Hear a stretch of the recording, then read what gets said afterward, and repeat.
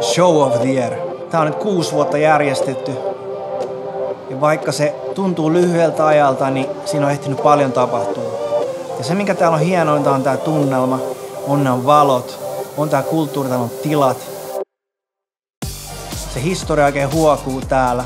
Täällä on esiintynyt Miles Davis, täällä on esiintynyt Jimi Hendrix, John Coltrane. Kaikki mahdolliset isot nimet, muusikot, taiteilijat. Se on niinku tarttunut tänne se fiilis.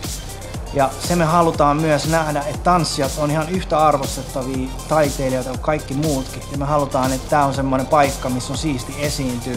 Täällä saa siistit videot. Tää ei ole niinku urheiluhalli eikä mikään, vaan niinku mahtava teatteritila.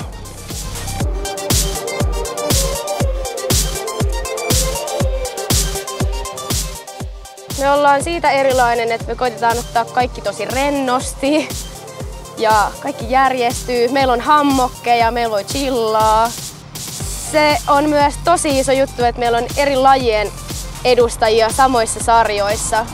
Showta, dancehallia, hip-hoppia, mitä kaikkea sieltä löytyy. Se on katsojaystävällisempää, se on niille helpompaa, ne saa mausteita kaikista eri jutuista. Ja se on muutenkin vaan siistiä nähdä, että kaikki ne omien lajien skenet ja klikit yhdistyy.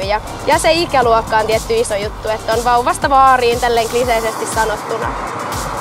Siellä ne keskenään vaan tuusteppaa.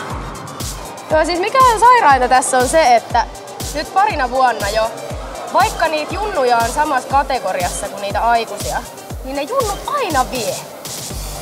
Et niillä on niin nälkä, että ne vaan aina vie. Ne on niin kovia.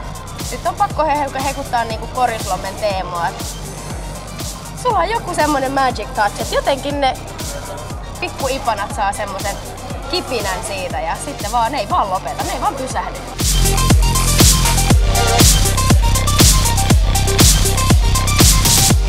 Hei, Show of the Year. Yli 160 jengiä. Jos et oo täällä, tule tänne. Nyt.